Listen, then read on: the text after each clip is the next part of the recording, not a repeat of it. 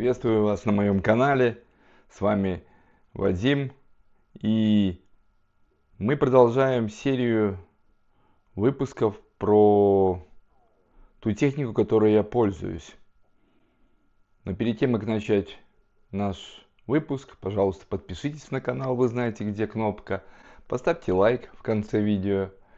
И мы начинаем. Говорить мы будем про технику не просто про такую, которую я использую сегодня. Сегодня легенда вообще всего того, что я использую. И сердце медиатеки аудио высокого качества я уже вам рассказывал в предыдущих выпусках. А кто не знает, пожалуйста, посмотрите. Я рассказываю еще про более древний один девайс, который, я вам честно скажу, просто отказывается умирать.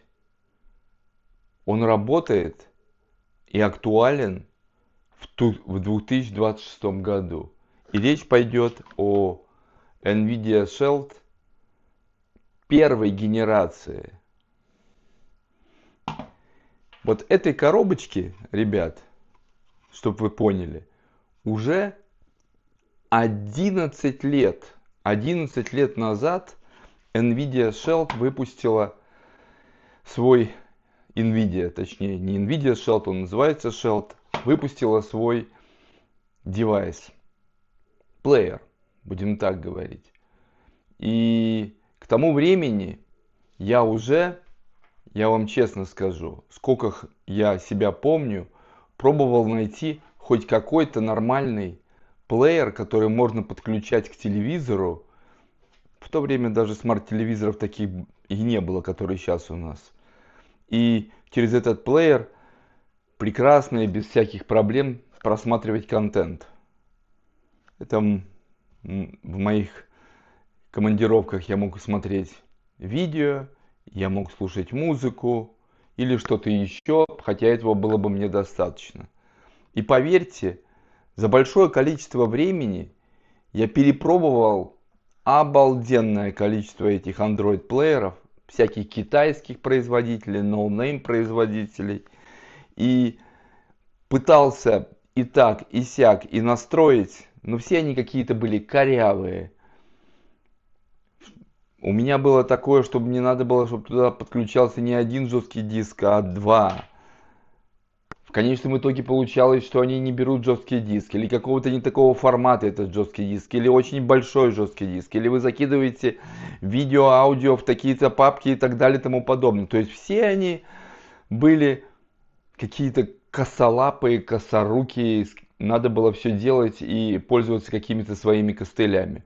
Я пользовался, я гик, и я умею настраивать, но мне хотелось такой плеер, который поставил, включил и забыл.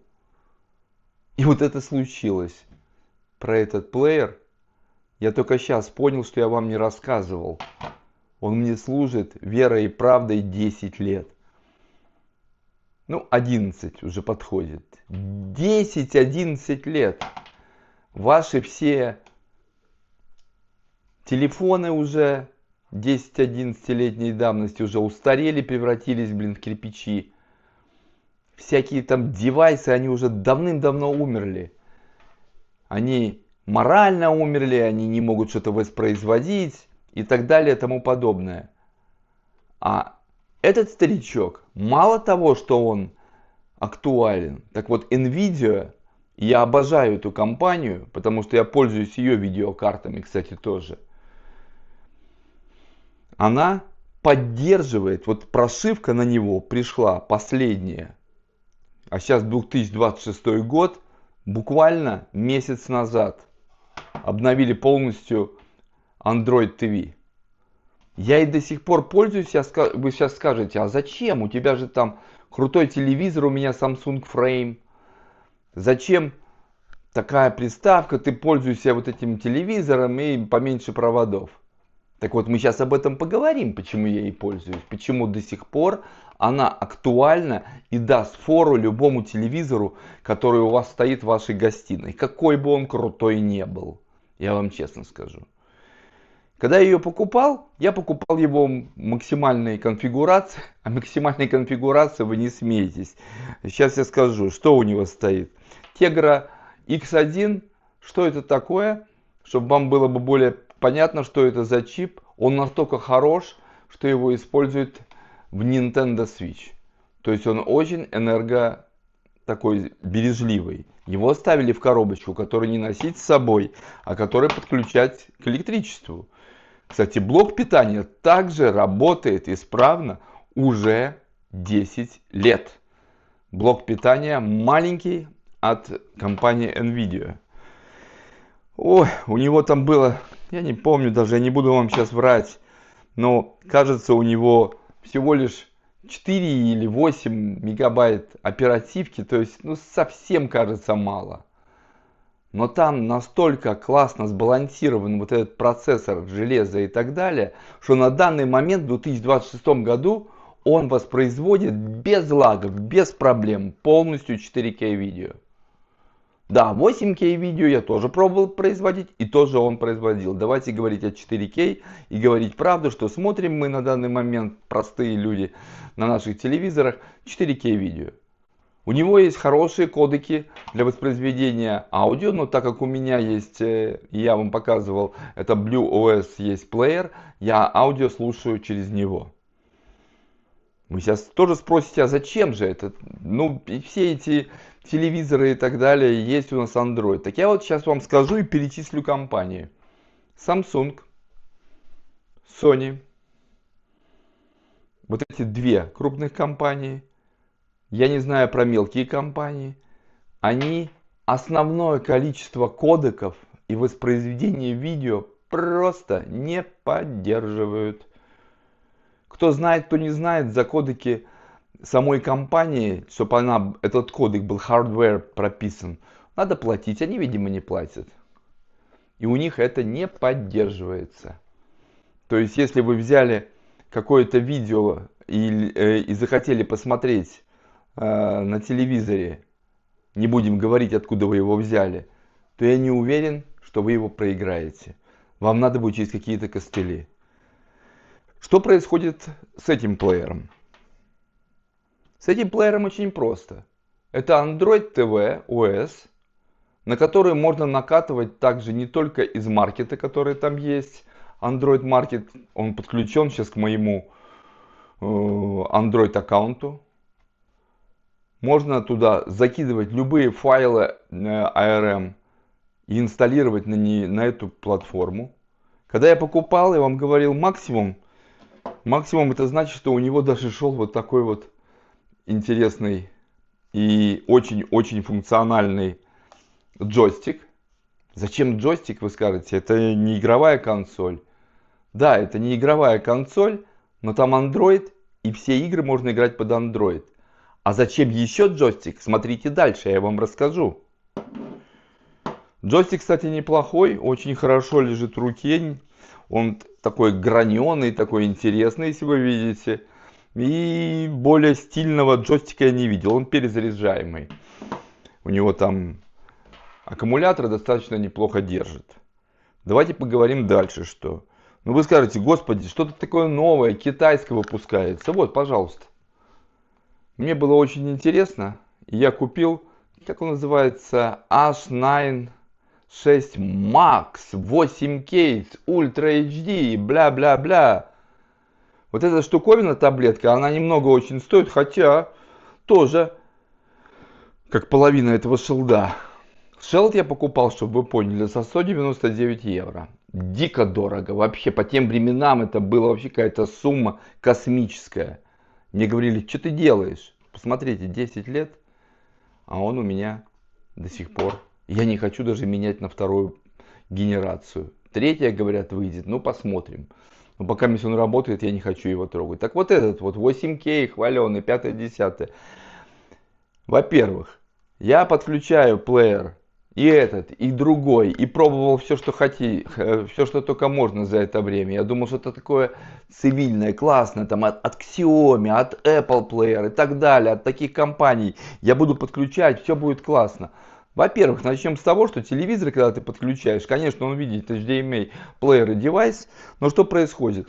Ты должен обвязаться кучей вот этих вот пультов и работать. Когда этот плеер подключаешь, старенький плеер, к новым любому телевизору, не новый бренд, а нормальному, Sony, я пробовал, LG я пробовал, Samsung у меня у самого фрейм, я подключаю, он сразу же определяет, что это NVIDIA Shield, он сразу мне предлагает настроить пульт от телевизора для взаимодействия с этим плеером. Я моментально соглашаюсь. А знаете почему? Потому что я люблю говорить правду. Ведь это же канал, где говорят просто о сложных вещах. Плеер сам обалдеть. Джойстик обалдеть. Пульт вообще пользоваться очень трудно. У него там посередине такая... Я даже куда-то его, кажется, выкинул. Батарейку там поменять, это целый квест такой, лоток выдвигать. Она часто очень садится. Она напоминает, как обычные пульты от плееров Xiaomi и чем-то от Apple, кажется. Может быть, новый что-то они сейчас пульт сделали, он получше. Но тот пульт, который шел с ней, он настолько мне быстро выбесил, когда я понял, что я могу отрегулировать пульт от своего Samsung под этот плеер, я сразу же тот плеер забыл. Мне даже было удобнее вот этим джойстиком иногда пользоваться как пультом, но не оригинальным пультом. Тут я не вру, пульт они сделали отвратный. Он лагал постоянно, там что-то там, я не знаю. Пультом от телевизора, вот этим джойстиком классно. Сам плеер не лагает. Смотрите, для чего еще. Допустим, вы скажете, а зачем вам эти все плеера? Вставил там куда-то эту флешку, черт знает куда, и играй. Самое интересное, что когда я его возил с собой в командировке, подключал в любом месте к телевизору и подключал через HDMI, а у него есть полный интернет, естественно, полный интернет, я подключал просто два жестких диска, тут два USB и джек для подключения интернета. У него есть Bluetooth, конечно, для подключения интернета. И к нему можно подключить любые Bluetooth девайсы, клавиатуру, все, что хочешь. То есть ты даже можешь играть во все, что хочешь на этом плеере. Про игры немножко попозже. Я не забыл. А сейчас он у меня всегда дома. Я его с собой не беру. У меня сейчас плеером служит мой GPD WinMax 2, про который я вам рассказывал тоже давно. Если кто не видел, посмотрите, пройдите дальше по моим видео. И он у меня как плеер, я его ставлю вертикально, подключаю и пользуюсь. А вот этим маленьким я пользуюсь дома. Что внизу? Внизу у него такая прорезиненная подложка. И самое интересное, у него есть вентиляция. Вентиляция, если он настроен громко, ну он немножко иногда включает вентиляцию и охлаждает. А у меня он вообще на тихо настроен, и он вообще не греется и работает спокойно. Потому что я пользуюсь им каким образом? У меня стоит мой YouTube, у меня стоит на нем Plex, я им очень редко пользуюсь. Через него, конечно, там погоду, всякие новости можно смотреть. И он у меня как видео-медиа-сервер. Плеер, простите, не сервер. Про сервер сейчас скажу. Теперь смотрите, как я им пользуюсь на данный момент. Я в него поставил Media Combine Kodi через Store, Google Store. И так как у меня в доме есть NAS мой, у меня вся история, и я расскажу как в следующих выпусках, идет с NAS. Допустим, я с компьютера все закидываю, все подкасты, все идет на NAS мой. И потом, если я хочу посмотреть его, у меня ничего не подключено сюда. Я по сети подключаю, он подключается к моему NAS, подключен, забирает оттуда всю информацию, которая у меня определена, и я могу смотреть хоть видео, хоть фото, хоть что. У меня на нем стоит NAS для NASA управления, то есть я могу посмотреть фотографии людям, показать, которые на NAS. Сможете ли вы сделать на каких-то китайских это плеерах? Не уверен. А Xiaomi я пробовал. Но я пробовал первую генерацию, но настолько какая-то сырая тоже. Вроде те же китайцы. И компанию я очень, кстати, уважаю. Ну, мне чем-то он не понравился. Много костылей надо для того, чтобы он стал работать. Я там не видел, что можно было бы там все, что хочешь, установить и так далее. Теперь смотрите самое интересное, что в этом плеере еще есть. Вот верите, не верите, на этой малышке можно играть AAA игры. И будет выдавать 60 FPS на большом вашем экране. Какие AAA игры? Сейчас скажу. Для чего этот джойстик такой крутой? А для того, что он поддерживает облачную игру. То есть у NVIDIA есть Cloud. У NVIDIA есть Cloud. Через NVIDIA Cloud ты подключаешь еще ваши библиотеки игр. И через Cloud, ну конечно, у вас должен быть хороший интернет в это время. Играешь, ребята, вообще не тормозит. Играешь через Video Cloud. Это модель 11-летней давности. В современные AAA игры с вот таким разрешением. На гигантском экране. Как вам такое? Как вам такое? Это может делать какой-то вот такой вот, не буду называть словом? Я думаю, нет. И это невозможно. А NVIDIA Shield, пожалуйста. И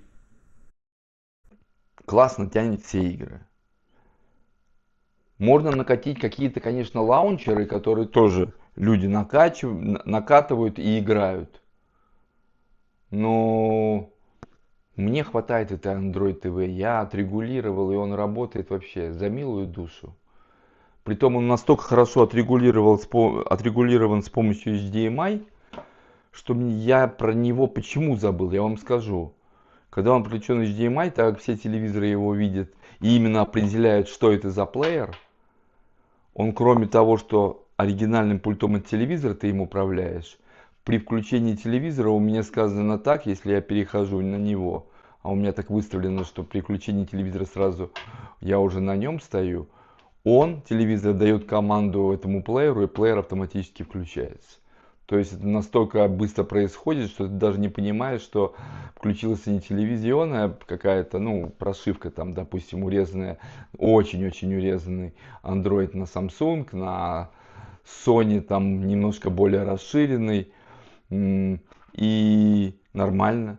Я даже сюда накатил лампу, она там стоит у меня.